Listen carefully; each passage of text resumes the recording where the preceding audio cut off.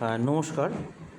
এর আগে আপনাদেরকে দেখিয়েছি কিভাবে আমরা ekduniya.com-এ নতুন অ্যাকাউন্ট ক্রিয়েট করব। সাইন আপ করার পর দেখুন যা যা অপশানগুলো চেয়েছে এগুলো আমি এখানে সব লিখে দিয়েছি। এরপর আমি যদি সাইন আপ করি, আমাকে এখানে আরেকটা অপশান দেবে জেন্ডারটা লেখার জন্য। আমি জেন্ডারটা দিয়ে দিলাম মেল, এবং এই দুটো চেকবক্স আছে, এই দুটো চেকবক্সে আমি ক্লিক করলাম। করার পরে আমি যদি সাইন আপ অপশানে ক্লিক করি, আমার যে মেল আইডি আমি দিয়েছি, অর্থাৎ দেখুন sukhdev2006patro@gmail.com, এই মেলে কিন্তু একটি অ্যাক্টিভেশন লিঙ্ক এবং একটা অ্যাক্টিভেশন কোড চলে আসবে। এখানে এন্টার কোড,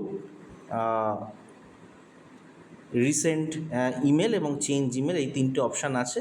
আমি মেলটা খুলছি। মেলে দেখুন মেলটা চলে এসছে, আমি মেলটা খুললাম।